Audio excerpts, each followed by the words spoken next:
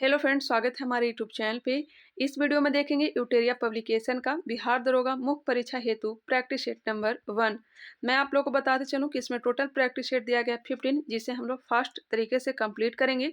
जिस तरह से आप लोग का मेंस का एग्जाम है उस तरह से मेरा भी एग्जाम है, तो कोशिश यही रहेगा कि कम समय में डिस्कशन के साथ इसे कंप्लीट करवाऊँ और इसे सटीक आंसर के साथ हम लोग कंप्लीट करेंगे। फर्स्ट नंबर क्वेश्चन आप लोग देखेंगे, निम्न में से कौन कांग्रेसी अध्यक्ष थे जिन्होंने क्रिप्स मिशन व लॉर्ड बेवल दोनों से वार्ताएं की थी? कौन कांग्रेसी अध्यक्ष थे जिन्होंने क्रिप्स मिशन व लॉर्ड बेवल दोनों से वार्ताएं की थी? अबुल कलाम आजाद। लॉर्ड बेवल भारत कब आया था? तो यह आया था 1945 में। आप लोग को पता ही होगा 1940 से लेकर के 1946 तक कांग्रेस के अध्यक्ष कौन बने रहे थे? अबुल कलाम आजाद। नेक्स्ट क्वेश्चन है, अनुशीलन समिति थी। अनुशीलन समिति, इसकी स्थापना 1907 में किया गया था। वारिंद्र कुमार घोष और भूपेंद्र नाथ दत्त के द्वारा यह एक क्रांतिकारी संगठन था। अनुशीलन समिति कैसी थी? तो यह एक क्रांतिकारी संगठन थी। स्थापना हुआ है 1907 में। किसके द्वारा? वारिंद्र कुमार घोष और भूपेंद्र नाथ दत्त के द्वारा। नेक्स्ट है, अखिल भारतीय किसान सभा के प्रथम सत्र की अध्यक्षता किसने की थी? अखिल भारतीय किसान सभा के प्रथम सत्र की अध्यक्षता किसने की थी? स्थापना हुआ था 1936 में। कहाँ हुआ था? तो लखनऊ में। सचिव किसे बनाया गया था? तो एनजी रंगा को। अध्यक्ष बने थे स्वामी सहजानंद सरस्वती। इस सभा में जवाहरलाल नेहरू भी भाग लिए थे। क्वेश्चन नंबर है 4, निम्नलिखित में से कौन एक भारतीय राष्ट्रीय आंदोलन में क्रांतिकारी नेता नहीं थे? बात हो रही है भारतीय राष्ट्रीय आंदोलन में क्रांतिकारी नेता नहीं थे। आंसर हो जाएगा क्या? गोपाल कृष्ण गोखले। जबकि चंद्रशेखर आजाद, सुरेश सेन, भगत सिंह यह सब क्रांतिकारी नेता थे। गोपाल कृष्ण गोखले जो कि महात्मा गांधी के राजनीतिक गुरु भी थे, इन्होंने 1905 में भारत सेवक समाज की स्थापना किया था। भारत सेवक समाज की वही 1902 में इंपीरियल लेजिस्लेटिव का सदस्य चुना गया था। इंपीरियल लेजिस्लेटिव का सदस्य बनाया गया था। नेक्स्ट है, 1921 का मोपला विद्रोह कहाँ हुआ था? मोपला विद्रोह यह हुआ था मालाबार तट या फिर केरल। आंसर हो जाएगा सी। भारत में प्रथम रेलवे लाइन किस ब्रिटिश गवर्नर के समय बिछाई गई थी? रेलवे लाइन किस ब्रिटिश गवर्नर के समय बिछाई गई थी? लॉर्ड डलहौजी के समय। आंसर हो जाएगा ए। पहली बार रेल कब चली थी? तो 16 अप्रैल 1853 को 34 किलोमीटर। सर्वाधिक रेलवे का विकास लॉर्ड कर्जन के समय में हुआ था। नेक्स्ट है, निम्नलिखित में से कौन सी पुस्तक तिलक ने लिखी है? बाल गंगाधर तिलक की बात हो रही है। India in transition. India in transition यह किसकी है? एम एन राय की है। गीता रहस्य यह हो जाएगा बाल गंगाधर तिलक। गोखले माई पॉलिटिकल गुरु यह किसका है? तो महात्मा गांधी का है। Discovery of India Jawaharlal Nehru का है। मैं लिखवाऊंगी नहीं, मैं बस बोलते जाऊंगी, आप लोग बस ध्यान से सुना करिएगा। अलाउद्दीन खिलजी के आक्रमण के समय देवगिरी का शासक कौन था? अलाउद्दीन खिलजी मलिक काफूर के नेतृत्व पे देवगिरी पर आक्रमण किया था। उस समय देवगिरी का शासक कौन था? रामचंद्र देव। इसमें बड़ा ही कंफ्यूजन होता है रामचंद्र देव और प्रताप रुद्रदेव में, तो ध्यान रखिएगा देव कौन है? तो राम है, तो इससे हो जाएगा रामदेव। कब आक्रमण किया था बताएंगे? कब आक्रमण किया था? तो 1306 में। 1306 में। 1296 में अलाउद्दीन खिलजी शासक बना था। हल्दी घाटी के युद्ध में महाराणा प्रताप की सेना का सेनापति कौन थे? हल्दी घाटी के युद्ध में महाराणा प्रताप की सेना के सेनापति कौन थे? तो यह थे हाकिम खान। हाकिम खान। हल्दी घाटी का युद्ध कब लड़ा गया था? तो 1576 में। अकबर का सेनापति कौन थे? तो मान सिंह। चलिए क्वेश्चन नंबर 10 देखेंगे। निम्नलिखित में से कौन हड़प्पा और मोहनजोदड़ो के उत्खनन से संबंधित नहीं थे? यह क्वेश्चन बहुत बार पूछा भी गया है।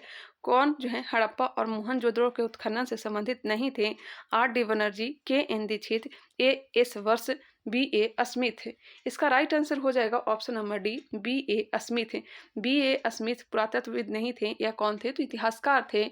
इनकी पुस्तक का नाम है the yearly history of India. The yearly history of India, the Oxford of India. एक और है आर्ट्स ऑफ इंडिया। 3 पुस्तक याद रखेंगे, the yearly history of India, the Oxford of India, arts of India. Next है, कलिंग नरेश खारवेल का संबंध था।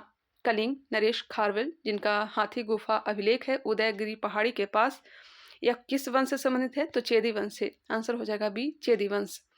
किस प्रकार की भूमि को अपृहत कहा जाता था? अपृहत। अपृहत कहा जाता था बिना जोती हुई जंगली भूमि को। अपृहत जो है बिना जोती हुई जंगली भूमि को कहा जाता था। क्षेत्र जो हो जाएगा यह कृषि योग्य भूमि। क्षेत्र कैसी भूमि थी? कृषि योग। खील कैसी भूमि थी? यह हो जाएगा बंजर भूमि। खील बंजर भूमि। सारा यह चारागाह भूमि थी। सारा वही बस्ती जो थी यह वास योग भूमि थी। यह सब गुप्तकालीन भूमि की बात हो रही है। नेक्स्ट है जसवंत और वसावन। दसवंत और वसावन नामक प्रसिद्ध चित्रकार किस मुगल शासक के राजदरबारी से संबंधित हैं? दसवंत और वसावन या तो अकबर से, आंसर हो जाएगा ए अकबर। इसके साथ साथ ख्वाजा, अब्दुल समद, मीर सैयद अली, यह सब अकबर के चित्रकार थे। प्राचीन भारत के महान व्याकरणविद पतंजलि किसके समकालीन थे? पतंजलि जो कि पुष्यमित्र शुंग के दरबार में रहते थे, आंसर हो जाएगा सी। इन्होंने एक पुस्तक भी लिखी है जिसका नाम है महाभाष्य। महाभाष्य किसकी है? पतंजलि की है। अष्टाध्यायी किसका है? तो पाणिनि का है। नेक्स्ट है 1936 में लखनऊ में आयोजित अखिल भारतीय किसान सभा का प्रथम अध्यक्ष किसे चुना गया? अध्यक्ष किसे चुना गया? तो स्वामी सहजानंद सरस्वती। और सचिव एन.जी. रंगा। एन.जी. रंगा। स्थापना कब किया गया था? तो 11 अप्रैल 1936 को। 11 अप्रैल 1936। कहाँ? लखनऊ। नेक्स्ट है पैराशूट धीरे धीरे नीचे आता है जबकि उसी ऊंचाई से फेंका गया पत्थर तेजी से गिरता है क्योंकि। जितना इसमें डिस्कशन दिया गया है उसके साथ साथ मैं अपना डिस्कशन भी करवा रही हूँ। बताइएगा इसका राइट आंसर क्या हो जाएगा, क्योंकि मैं खुद ही पहले प्रैक्टिस शीट लगा लिया, उसका डिस्कशन भी देख लिया है। पैराशूट धीरे धीरे नीचे आता है जबकि उसी ऊंचाई से फेंका गया पत्थर तेजी से गिरता है क्योंकि पैराशूट के पृष्ठ का क्षेत्रफल ज्यादा है, अतः वायु का प्रतिरोध अधिक है। नेक्स्ट है किसी वस्तु के रेखीय संवेग में परिवर्तन की दर उस पर लगने वाले आवेग के समानुपाती होता है, आघूर्ण के समानुपाती होता है, या फिर बल के समानुपाती होता है, या फिर गतिज ऊर्जा के समानुपाती होता है। किसी वस्तु के रेखीय संवेग में परिवर्तन की दर उस पर लगने वाले बल के समानुपाती होता है। ध्यान रखिएगा, बल के समानुपाती होता है। क्वेश्चन नंबर है 18। अल्फा, बीटा तथा गामा की भेदन शक्तियां अपने अवरोही क्रम में किस क्रम में होती है? भेदन क्षमता तो सर्वाधिक होता है गामा का उससे कम बीटा का, उससे कम अल्फा का। आंसर हो जाएगा बी। जबकि आयनन क्षमता जो है यह गामा का कम होता है। भेदन क्षमता अधिक जबकि आयनन क्षमता सबसे कम होता है। नेक्स्ट क्वेश्चन है टेफ्लॉन निम्नलिखित में से किस एकलक का बहुलक है? टेफ्लॉन यह किसका बहुलक है? PTFE पॉलीटेट्राफ्लोरोएथिलीन का। पॉलीटेट्राफ्लोरोएथिलीन का टेफ्लॉन किसका एक बहुलक है? पॉलीटेट्राफ्लोरोएथिलीन का। नेक्स्ट है वनस्पति तेल से वनस्पति घी बनाने में प्रयुक्त होने वाली गैस है। वनस्पति तेल से वनस्पति घी बनाने में प्रयुक्त होने वाली गैस कौन सी है? हाइड्रोजन। वही उत्प्रेरक निकेल है। नेक्स्ट है अति शीतलन किसी द्रव को शीतल करना होता है। अति शीतलन सुपर कूलिंग किसी द्रव को शीतल करना होता है हिमांक से नीचे। हिमांक से नीचे। निम्नलिखित में से कौन सा तत्व सभी कार्बनिक यौगिकों में मिलता है? सभी कार्बनिक यौगिकों में मिलता है कार्बन। आंसर हो जाएगा ए। सिगरेट लाइटर में निम्नलिखित में से कौन सी गैस प्रयुक्त होती है? सिगरेट लाइटर में ब्यूटेन। ब्यूटेन बिल्कुल राइट आंसर है, ऑप्शन नंबर ए। सौर विकिरण इनमें से किस परास में दिखता है? सौर विकिरण इनमें से किस परास में दिखता है? 400 से 700 nm। आंसर हो जाएगा बी। सोडा वाटर की बोतल खोलने पर निकलने वाली गैस है, सभी को पता होगा, कार्बन डाइऑक्साइड। इसे उच्च दाब पर सोडा बोतल में डाला जाता है। कार के बैटरी में प्रयोग होने वाला अम्ल है। कार की बैटरी में सल्फ्यूरिक अम्ल। कार की बैटरी में प्रयुक्त होने वाला अम्ल कौन सा है? सल्फ्यूरिक अम्ल है। नेक्स्ट क्वेश्चन है सेल दो प्रकार के होते हैं, एक होता है प्राथमिक सेल, एक होता है द्वितीयक सेल। प्रथम सेल में आ जाएगा शुष्क सेल और द्वितीयक सेल में आएगा लेड संचयक सेल। सिरके का रासायनिक नाम है। सिरके का रासायनिक नाम है एस्टिक अम्ल, एसिटिक अम्ल, CH3COOH, CH3COOH। इसका IUPAC नाम क्या है? तो ethanoic acid. Ethanoic acid. Benzoic अम्ल का प्रयोग किसमें करते हैं? तो खाद्य पदार्थों के संरक्षण करने में बेंजोइक अम्ल, जिसे C5H5COOH। वही फॉर्मिक अम्ल जो है फलों के संरक्षण में प्रयोग करते हैं। रबड़ के स्कंदन में, चमड़ा उद्योग में फॉर्मिक अम्ल का प्रयोग किया जाता है। सिट्रिक अम्ल धातुओं को साफ करने, कपड़ा उद्योग, दवा बनाने में किया जाता है। हाइड्रोक्लोरिक अम्ल एक्वारेजिया बनाने में, प्लास्टिक के समय प्रयोग करते हैं। क्वेश्चन नंबर 28 देखेंगे। एक ठोस के सीधे गैस में परिवर्तन को कहते हैं? एक ठोस के सीधे गैस में परिवर्तन को कहते हैं ऊर्ध्वपातन। आंसर हो जाएगा ए, ऊर्ध्वपातन। निम्नलिखित का मिलान कीजिए। चलिए मिलान करिएगा। इसका आंसर क्या हो जाएंगे? कॉपर सल्फेट, कॉपर सल्फेट, यह हो जाएगा फंगस नाशी।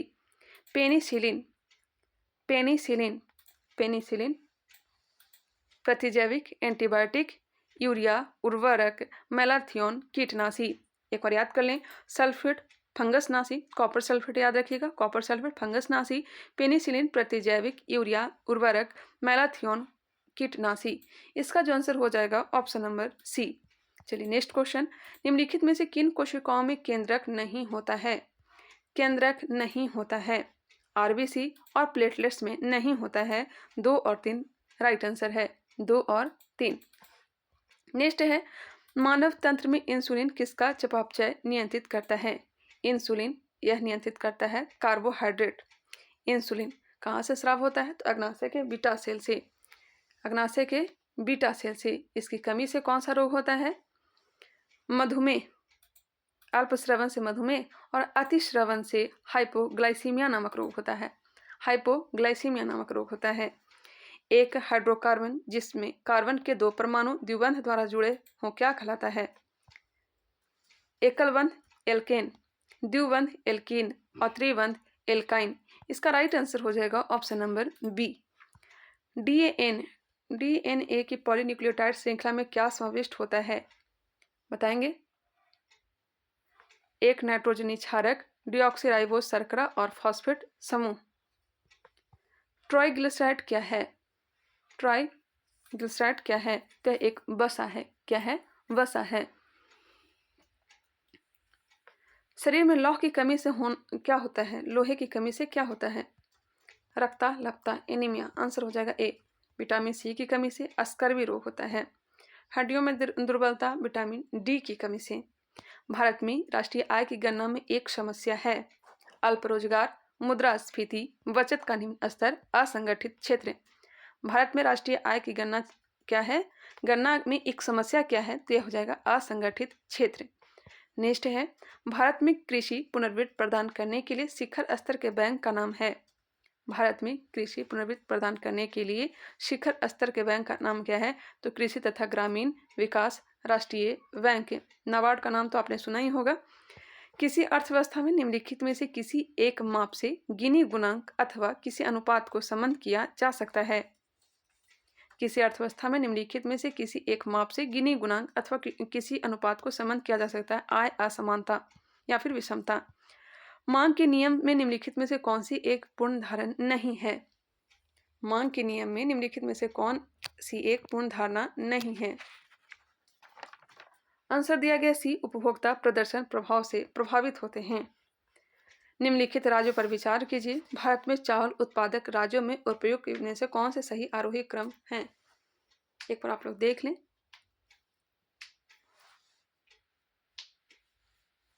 इसका राइट आंसर हो जाएगा, चावल उत्पादन में प्रथम राज्य पश्चिम बंगाल, उसके बाद पंजाब, आंध्र प्रदेश, उत्तर प्रदेश, उसके बाद अपना बिहार भी शामिल है।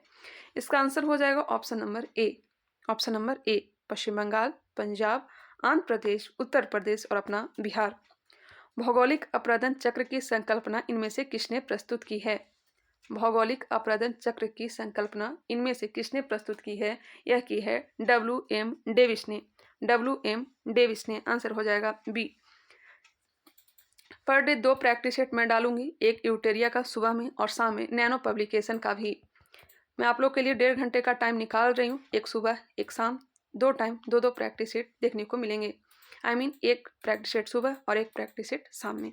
जिस तरह से मैं प्रैक्टिस सेट लगाते जाऊँगी उसका वीडियो आप लोग को प्रोवाइड करते जाऊँगी।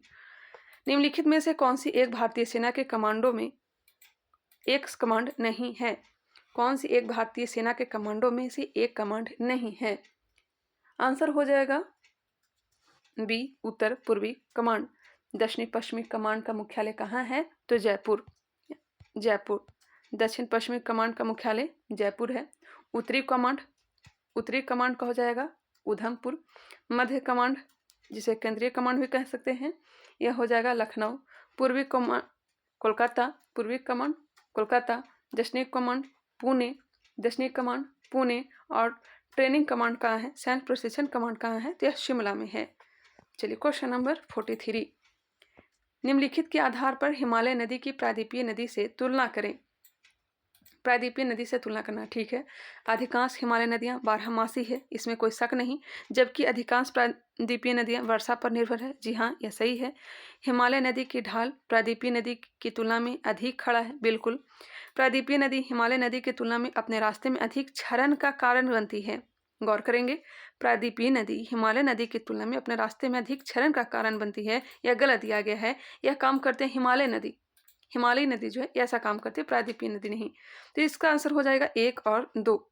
1 और 2 सही दिया गया, 3 गलत दिया गया है। गंगा के मैदान को एक किस रूप में वर्णित किया गया है? गंगा के मैदान को जियोसिनक्लाइन के रूप में वर्णित किया गया है, जियोसिनक्लाइन के रूप में। भूमिगत कोयले का दहन किस राज्य में होता है? भूमिगत कोयले का दहन झारखंड में, झारखंड में खास करके कहाँ, झरिया में, झरिया कोल खनन क्षेत्र में। अर्जुन पुरस्कार किस वर्ष से प्रारंभ हुआ? अर्जुन पुरस्कार यह 1961 से प्रारंभ हुआ है, 1961 से, जिसमें 15 लाख रुपया दिए जाते हैं, कांस्य प्रतिमा दिया जाता है। तुम्मालापल्ली खदान, जिसे दुनिया का सबसे बड़ा यूरेनियम का भंडार माना जाता है, अवस्थित है। तुम्मालापल्ली खदान, जिसे दुनिया का सबसे बड़ा यूरेनियम का भंडार माना जाता है, अवस्थित है आंध्र प्रदेश में। तुम्मालापल्ली खदान कहाँ है? आंध्र प्रदेश। जवाहर सुरंग का निर्माण निम्न में से किस दर्रे के अंतर्गत किया गया है? जवाहर सुरंग का निर्माण इनमें से किस दर्रे के अंतर्गत किया गया है? यह किया गया है बनिहाल दर्रा के अंतर्गत। आंसर हो जाएगा बी, बनिहाल दर्रा। जवाहर सुरंग की लंबाई 2.85 किलोमीटर है, 2.85 किलोमीटर है, जो कि जम्मू कश्मीर को NH 44 से जोड़ता है। सौरमंडल का सबसे चमकदार ग्रह कौन सा है? भोर का तारा, शाम का तारा, सबसे गर्म ग्रह, या कौन सा है? शुक्र है। यहाँ सूर्योदय कहाँ होता है? पूर्व में या पश्चिम में? यहाँ सूर्योदय होता है पश्चिम में। कौन सा वैश्विक सम्मेलन ग्रीन हाउस गैस उत्सर्जनों में कमी के लिए आयोजित वैश्विक समझौते की दिशा में पहला कदम था? पहला कदम। कौन सा वैश्विक सम्मेलन ग्रीन हाउस गैस उत्सर्जनों में कमी के लिए आयोजित वैश्विक समझौते की दिशा में पहला कदम था? आंसर हो जाएगा रियो डी जेनेरो 1992। नेक्स्ट है, निम्नलिखित में से कौन सा वन्यजीव अभ्यारण्य बिहार के मुंगेर जिले में अवस्थित है? बिहार के मुंगेर में है भीम बांध है। वाल्मीकि वन्यजीव अभ्यारण्य कहाँ है? तो यह हो जाएगा पश्चिमी चंपारण। क्वेश्चन नंबर 52, नागी नकटी पक्षी अभ्यारण्य बिहार के किस जिले में है? तो नागी और नकटी दोनों है जमुई में। कहाँ है? जमुई में है। इसकी स्थापना कब किया गया था? पक्षी अभ्यारण्य घोषित कब किया गया था, ये बताएंगे। पक्षी अभ्यारण्य घोषित किया गया था वन्यजीव संरक्षण अधिनियम 1972 के द्वारा, धारा 18 के द्वारा 25 फरवरी 1984 को इसे पक्षी अभ्यारण्य घोषित किया गया था। नेक्स्ट है, बिहार में गन्ना उत्पादन में अग्रणी जिला कौन सा है? गन्ना उत्पादन में अग्रणी जिला है पश्चिमी चंपारण। सर्वाधिक गन्ना का उत्पादन कहाँ होता है? तो होता है यूपी में। दक्षिण पूर्व एशिया में दक्षिण से उत्तर की ओर बढ़ने पर निम्नलिखित शहरों के विद्यमान होने का सही क्रम क्या है? आप लोग मैप पे भी ज़्यादा ध्यान दे लेंगे। ये क्वेश्चन मेरा भी गलत हो गया था। इसका जो आंसर हो जाएगा ऑप्शन नंबर सी, जकार्ता, उसके बाद सिंगापुर, बैंकॉक और हनोई। नेक्स्ट है, निम्न में से किस क्षेत्र में भूमध्य सागरीय जलवायु प्रचलित नहीं है?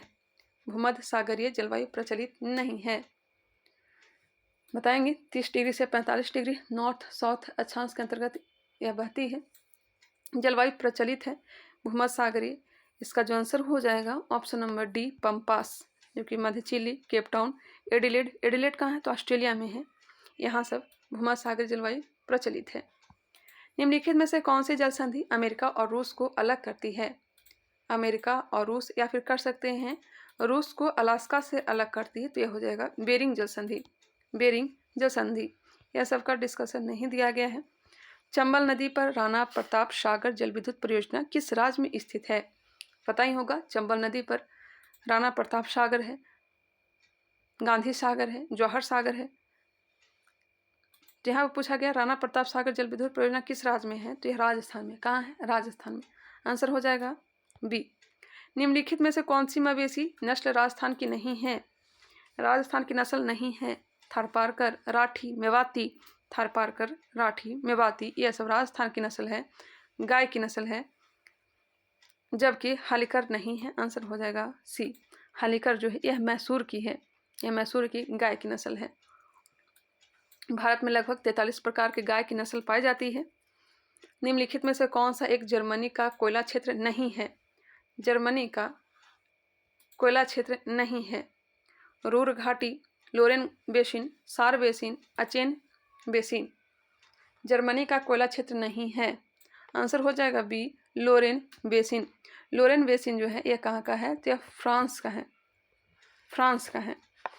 हालांकि इसे 2004 से ही बंद कर दिया गया है, खनन कार्य जो है बंद कर दिया गया है 2004 से ही। बाकी रूर घाटी, सार बेसिन, अचेन बेसिन यह सब जर्मनी में है। मेघालय पठार किसका विस्तार है, मेघालय का पठार प्रायद्वीपीय पठार जिसमें गारो, खासी, जयंतिया। नेक्स्ट है पुंछी आयोग निम्नलिखित से संबंधित है। पुंछी आयोग, पुंछी आयोग इसकी स्थापना कब किया गया था, बताएंगे। इसका गठन किया गया था अप्रैल 2007 में और इसका संबंध है केंद्र राज्य संबंध से। आंसर हो जाएगा सी, केंद्र राज्य संबंध से। नेक्स्ट क्वेश्चन है अध्यक्षता किसने किया था, तो मदन मोहन पुंछी, मदन मोहन पुंछी जो कि पूर्व मुख्य न्यायाधीश भी रह चुके थे। चलिए क्वेश्चन नंबर देख लेते हैं 62। 1992 के 73वें संविधान संशोधन अधिनियम के संदर्भ में यह निम्नलिखित में से किसे अनिवार्य आरक्षण प्रदान करता है, अनुसूचित जाति, अनुसूचित जनजाति, महिला, अन्य पिछड़ा वर्ग।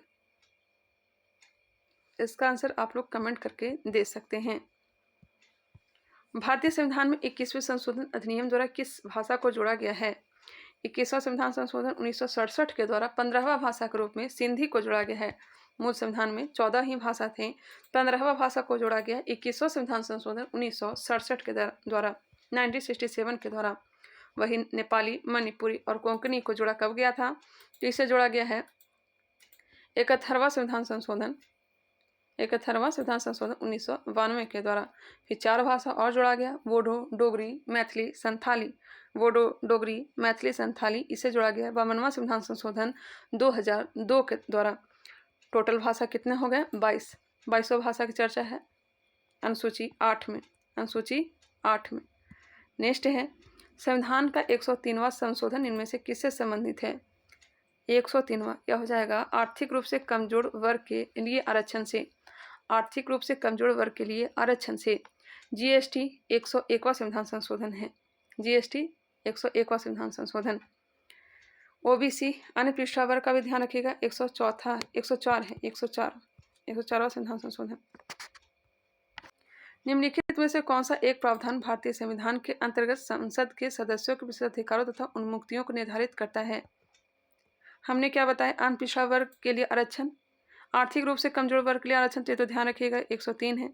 वस्तु एवं सेवा कर 101 है, ये दोनों आप लोग ध्यान रखेंगे। निम्नलिखित में से कौन सा एक प्रावधान भारतीय संविधान के अंतर्गत संसद के सदस्यों के विशेषाधिकारों तथा उन्मुक्तियों को निर्धारित करता है, संसद के सदस्यों के विशेषाधिकार तथा उन्मुक्तियों को निर्धारित करता है, यह करता है अनुच्छेद 105, अनुच्छेद 105। नेक्स्ट क्वेश्चन भारतीय संविधान का भाग 16 संबंधित है, भाग 16 संबंधित है कुछ वर्गों के लिए उपबंधों से। 15 किससे संबंधित है, निर्वाचन से। 16 कुछ वर्गों के संबंध में विशेष उपबंध से। 17 है राजभाषा से, 17 राजभाषा से है। 18 आपात उपबंध से है, आपात उपबंध से है। 12 हो जाएगा वित्त आयोग से, वित्त आयोग। भाग 10 हो जाएगा SC ST। भाग 14 हो जाएगा अखिल भारतीय सेवा से।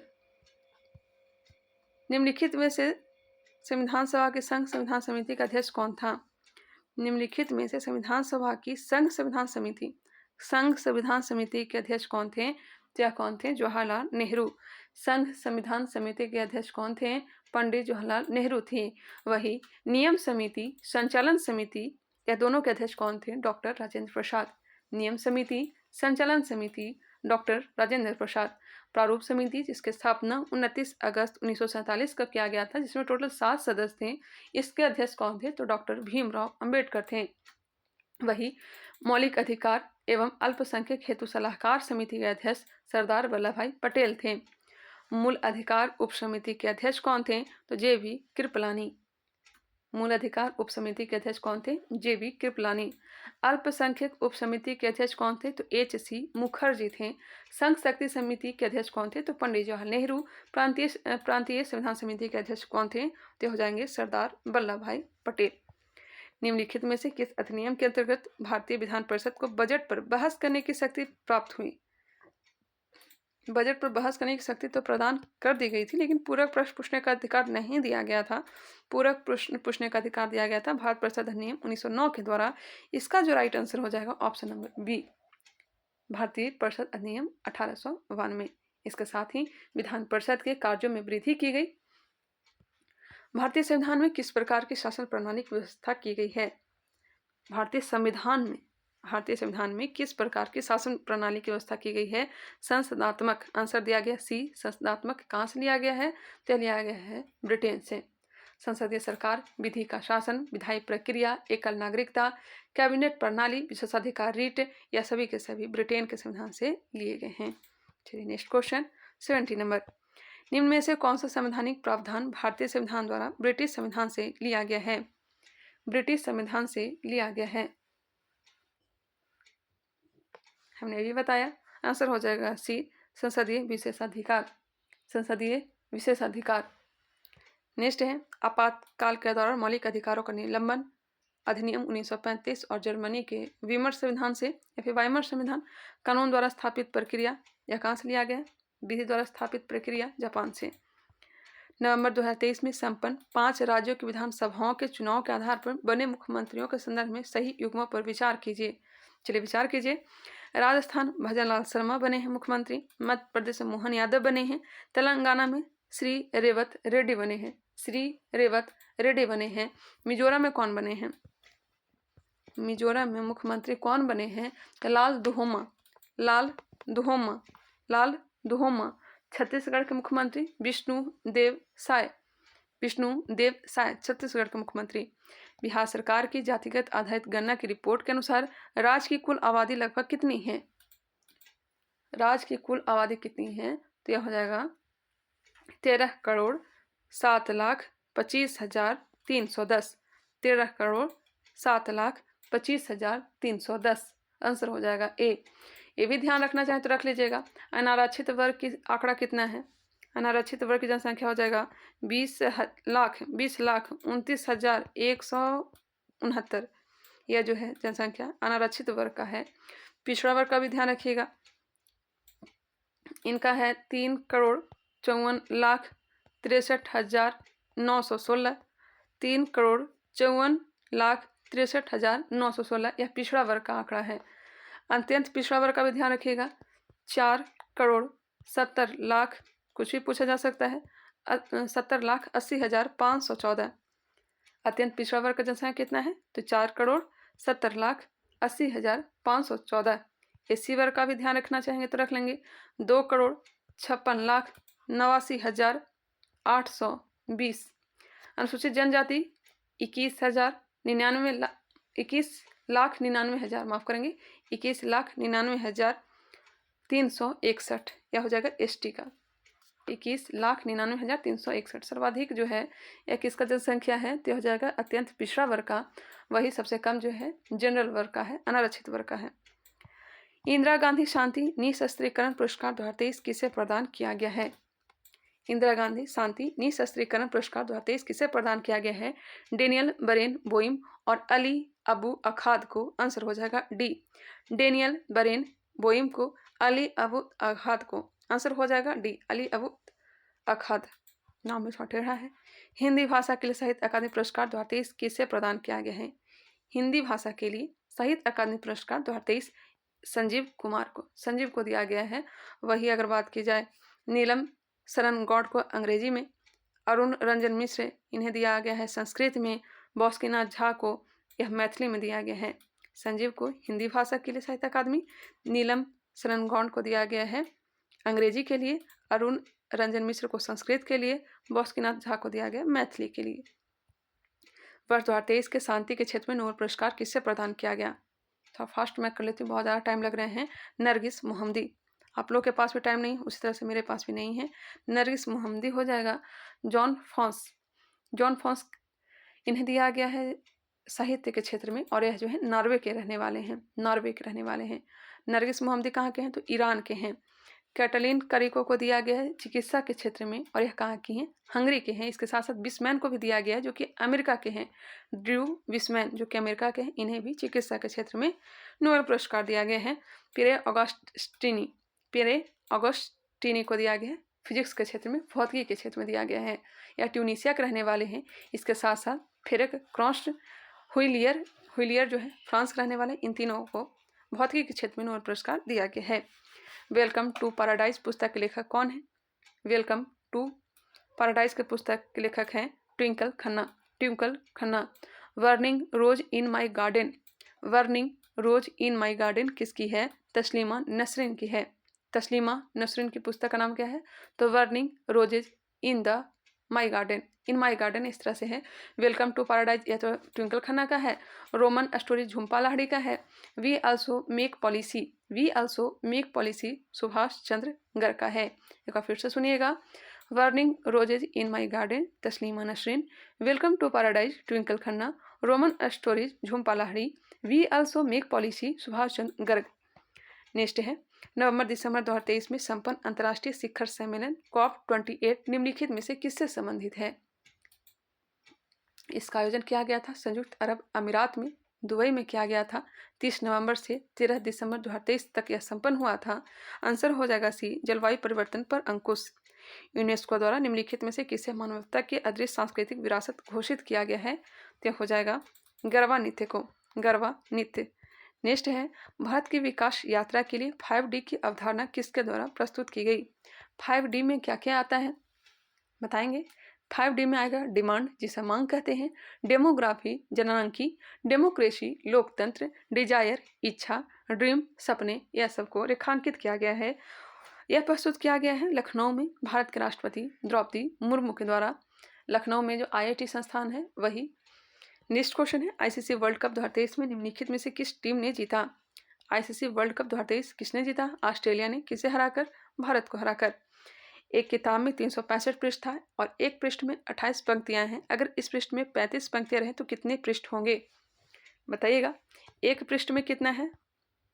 एक पृष्ठ में 28 पंक्ति है। तो कुल पृष्ठ की संख्या कितने दिया गया? तो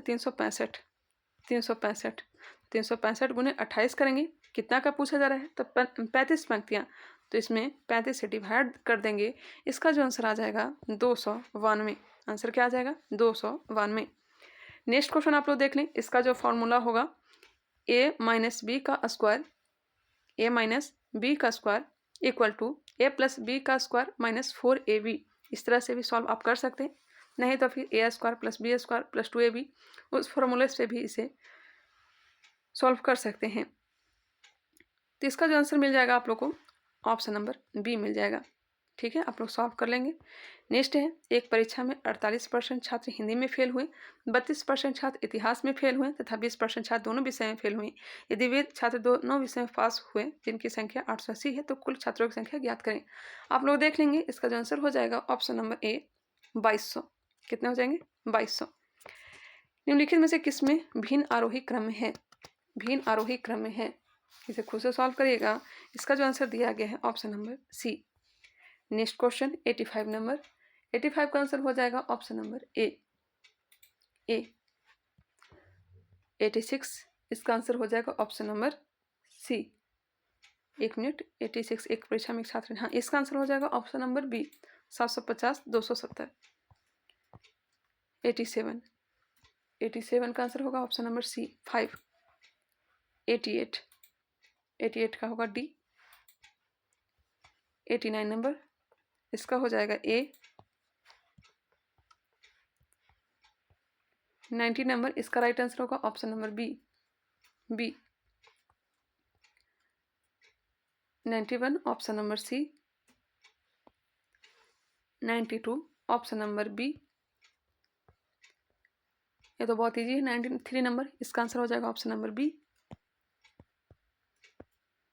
10 मित्र एक पार्टी में मिलते हैं, सभी सबसे एक बार हाथ मिलाते हैं, संभावित हाथ मिलाने की संख्या क्या है? तो ये फॉर्मूला याद रखिएगा, n into n minus 1/2, n into n minus 1/2, n into n minus 1/2।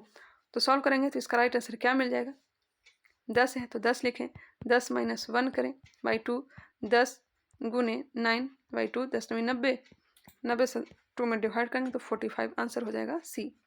बेलन की संपूर्ण पृष्ठ का क्षेत्रफल क्या होता है? संपूर्ण पृष्ठ का क्षेत्रफल, इसका जो आंसर आ जाएगा ऑप्शन नंबर डी आएगा, डी। बेलन का वक्र पृष्ठ का क्षेत्रफल होता है 2πRh, 2πRh होता है। और बेलन का संपूर्ण पृष्ठ क्षेत्रफल 2πRh प्लस 2πr² होता है। यदि किसी माह का चौथा दिन शनिवार हो, उस माह के 26वें दिन से 5 दिन पहले कौन सा दिन होगा? मंगलवार।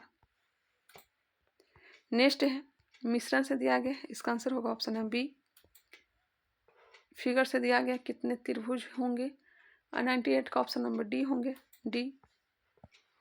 99 क्रमिक छूट दिया गया है, इसका आंसर हो जाएगा ऑप्शन नंबर ए।